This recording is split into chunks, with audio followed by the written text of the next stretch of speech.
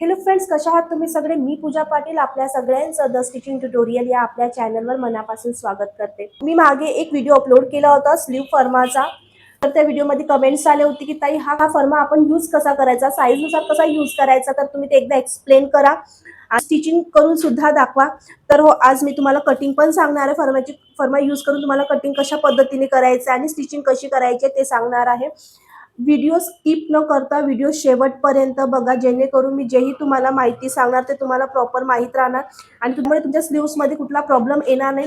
Stitching सुद्धा करत असताना काय गोष्टी तुम्हाला लक्षात ठेवायच्या ते सगळे आपण त्या व्हिडिओमध्ये सांगणार आहे.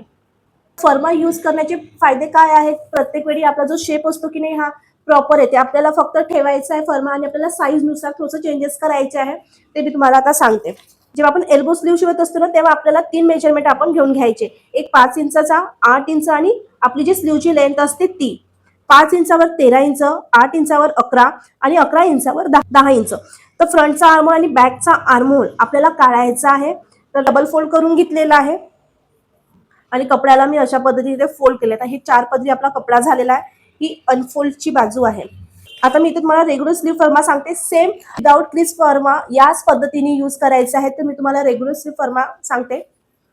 वरच्या बाजूला मी एक स्ट्रेट लाईन आखून घेते, कारण की आपला कपडा हा वरच्या बाजूला अनइवन असते, म्हणून जो फर्मा आहे तो आपल्याला इथे सेट करायचा आहे. बिलकुल सेम या पद्धतीने आपल्याला इथे सेट करून घ्यायचा आहे आणि हा जो शेप आहे जसा जात आहे तसा आपल्याला इथे ड्रॉ करून घ्यायचा आहे. इंची मार्किंग करायची. आता जर तुमची 5 इंचाच्या वर जर स्लीव्स असेल तर तुम्ही सेम या पद्धतीने तुम्हाला करायचं आहे. जेही लेंथ असेल त्याच्यामध्ये 1 इंच प्लस करून आपल्याला मार्किंग करायची आहे. इथे स्लीव्स किती इंचाची आहे? 11 आणि त्याच्यामध्ये 1 इंच प्लस करून मी ते 12 वर मार्किंग करते आणि इथे एक स्ट्रेट लाईन आखून घ्यायची आहे. आपण जेव्हा ड्राफ्टिंग करत असतो तेव्हाच आपण इथे चेक करायचं की आपला आर्महोल किती आहे. बघा, आता इथं आपण फ्रंटचा जो माझा इथे प्रेस कटचा एक ड्राफ्टिंग रेडी आहे. त्या ड्राफ्टिंगनुसार मी तुम्हाला सांगत आहे की आर्महोलचं मेजरमेंट कशा पद्धतीने घ्यायचं आहे. जर तुम्ही राऊंडचं पूर्ण बॉडी मेजरमेंट घेतलेलं असेल राऊंडचं, तर त्यानुसार तुम्हाला इथे मार्किंग करायची आहे. आणि जर तुम्ही आर्महोलचं मेजरमेंट घेतलेलं नाही आहे, मग आपण जर ड्राफ्टिंग करत असतो त्यानुसार आपल्याला इथे आता मार्किंग करायची आहे. वरच्या बाजूला इथे शिलाईमध्ये जाते, वरच्या बाजूला 1/2 इंच. ठीक आहे. आणि या साईडनी पण आपण 1/2 इंच काय करतो, शिलाईमध्ये जाते आपलं. तर ते आपल्याला इथे मार्किंग करून घ्यायचं आहे पहिलेच. अशा पद्धतीने तुम्हाला इथे मार्किंग करून घ्यायची आहे. सेम खालच्या बाजूला पण आपण 1/2 इंचवर मार्किंग करून घेऊ.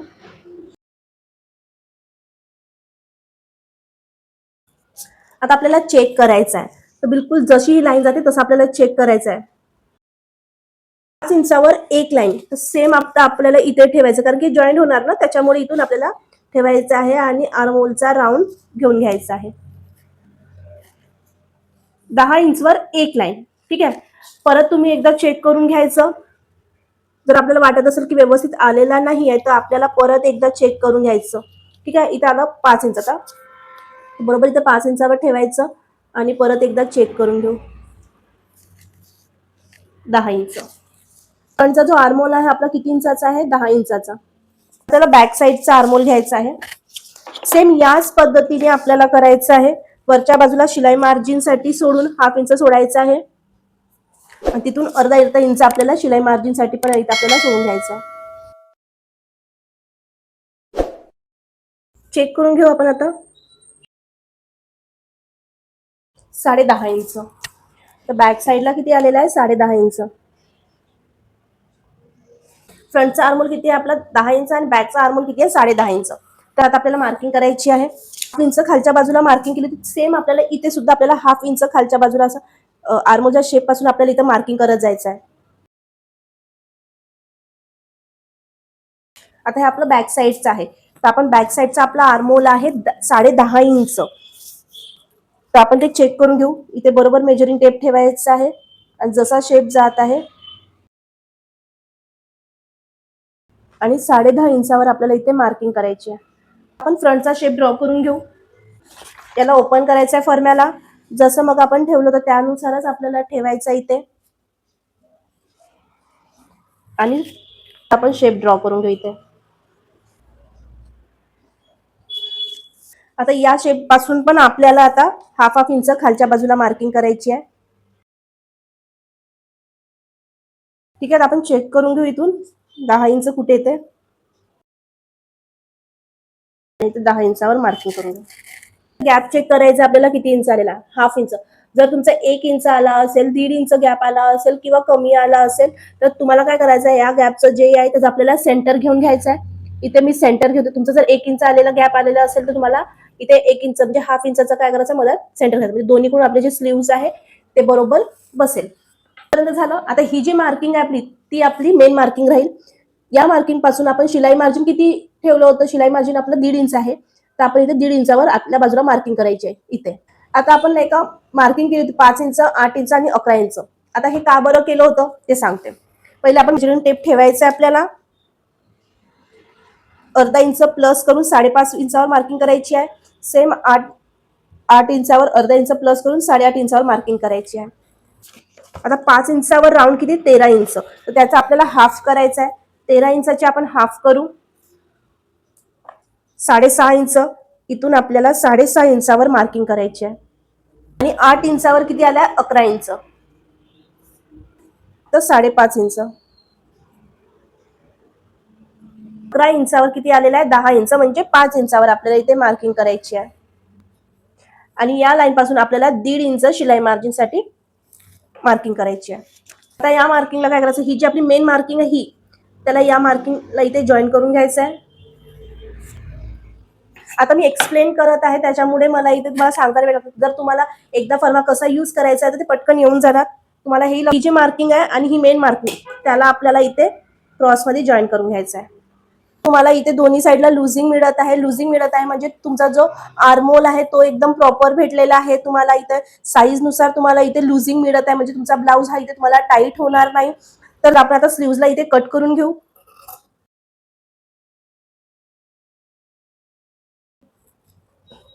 दोन कपडे असे वरच्या बाजूला उचलायचे हे दोन्ही, आणि इथून आपल्याला फ्रंटचा शेप ड्रॉ करून घ्यायचा आहे. लक्षात ठेवायचं, दोन कपडे आणि बरोबर या साईडनी आपल्याला इथून समोरचा जो शेप आहे जसा जात आहे त्यानुसार कट करून घ्यायचा आहे. आता आपण स्टिचिंगला सुरुवात करूया. मी इथे मेन फॅब्रिक कट केलेलं नाही आहे, त्यातून कट करून घेऊ. मेन फॅब्रिक आपल्याला सरळ ठेवायचं आहे आणि त्याच्यावर आपल्याला इथे अस्तर ठेवून घ्यायचं आहे. आणि खालच्या बाजूला अर्धा इंच आपल्याला शिलाई करायची. अनइवन आहे ते आपल्याला कट करून घ्यायचं आणि अस्तरवर इथे शिलाई करायची. कपड्याला आपण पलटी करून घेऊ, इथे शिलाई करून घ्यायची आहे.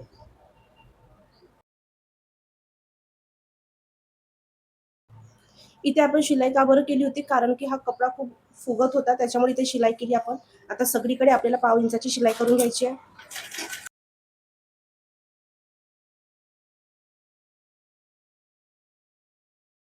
आपण दुसऱ्या पार्टला अशाच पद्धतीने आपण स्टिच करून घेऊ.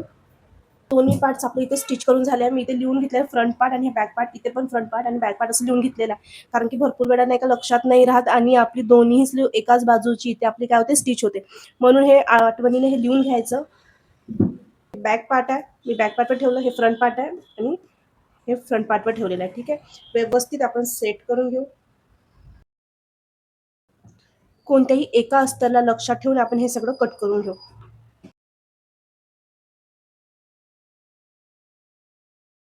तुम्ही आपलं इथंच बघा, अशा पद्धतीने आपलं हे कट करून झालेलं आहे. स्टिच करायचं ते तुम्हाला सांगते. इथे कपडा कमी होता त्याच्यामुळे मी ते एक्स्ट्रा कपडा लावलेला नाही आहे. जर खूप जास्त गॅप येत असेल तर इथे आपल्याला दुसरा कपडा अटॅच करावा लागते. ते कशा पद्धतीने अटॅच करायचं आहे, फिनिशिंगने आपल्याला अटॅच करावं लागते. जर तुम्हाला तो व्हिडिओ हवा असेल तर नक्की मला कमेंट्स करा. नेक्स्ट व्हिडिओमध्ये त्याबद्दल तुम्हाला सांगणार. तर आता आपण स्लीवला इथे अटॅच करून घेऊ. मागे मला कमेंट्स आली होती की ताई याच ब्लाऊजचा, हा माझा ज्वेल नेक ब्लाऊज आहे, बघू शकता किती प्रॉपर फिनिशिंगने आलेला होता. या ब्लाऊजचे स्लीव्ज अटॅच करून दाखवा, या साईजनुसार तुम्ही मला स्लीव अटॅच करून दाखवा. तर तोच व्हिडिओ मी इथे घेऊन आलेला आहे. मागच्या व्हिडिओमध्ये मी इथे स्लीवलेस बनवला होता, तर भरपूर जणांच्या कमेंट्सवरून मी इथे आता त्याला स्लीव्ज अटॅच करून दाखवत आहे कशा पद्धतीने करायचं आहे. तर आपल्याला कपडा जॉईन करायचा. सगळ्यात पहिले आपण चेक करून घेऊ व्यवस्थित. आता बघा, हा फ्रंट पार्ट आहे आपला, फ्रंटमध्ये यायला पाहिजे आणि हा बॅक पार्टमध्ये आपल्याला अटॅच झाला पाहिजे. आपण पहिले चेक करून घेऊ स्लीव्हजला व्यवस्थित. इथे ठेवायचं, जसा शेप जात आहे त्यानुसार आपल्याला इथे चेक करून घ्यायचं आहे.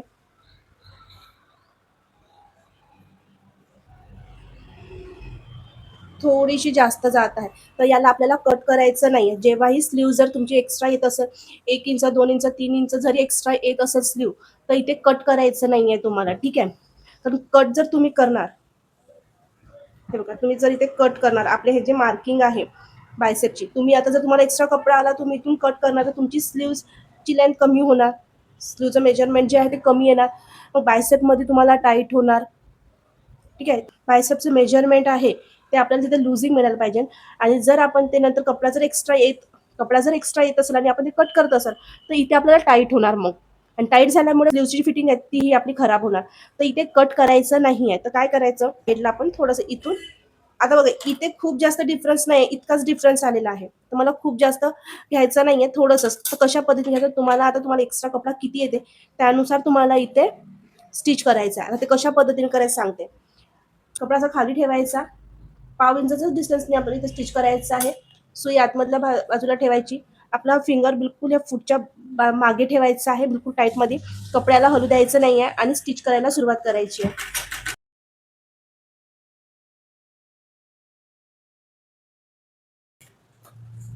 ठीक आहे. इथे काय झालं, चुनट आली आणि कपडा थोडासा आपला कमी झालेला आहे. आपण एकदा चेक करून बघूया.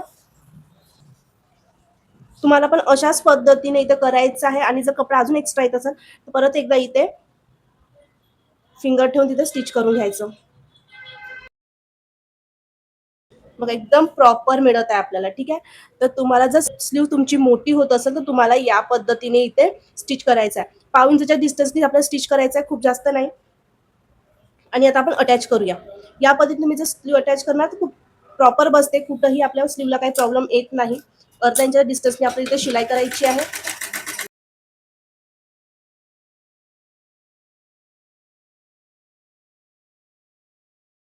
हे बघा, स्लीव्स कशी आली, व्यवस्थित आली ना. इथे आपल्या बघा आली बरोबर. तर थोडंसं आपल्याला इथे प्रेस करून घ्यायचं आहे, ठीक आहे. अशाच पद्धतीने आपण दुसरी स्लीव्स पण आपण इथे अटॅच करून घेऊ.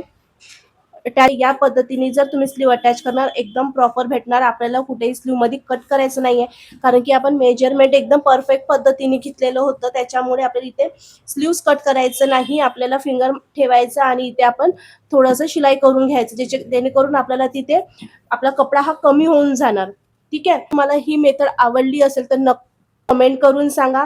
आणि जर तुम्हाला व्हिडिओ आवडला असेल तर लाईक करा. आणि जर तुम्ही नवीन असणार चॅनलवर, तर प्लीज चॅनलला सबस्क्राईब करा. असेच महत्त्वाचे व्हिडिओज मी तुमच्यासमोर घेऊन येणार आहे. तुमच्या ब्लाऊजमध्ये जे काही प्रॉब्लेम्स येतात ते कशा पद्धतीने सॉल्व्ह करायचं आहे, ते सगळं आपण डिटेलमध्ये बघणार आहोत. तर भेटूया नेक्स्ट व्हिडिओमध्ये. तोपर्यंत बाय बाय.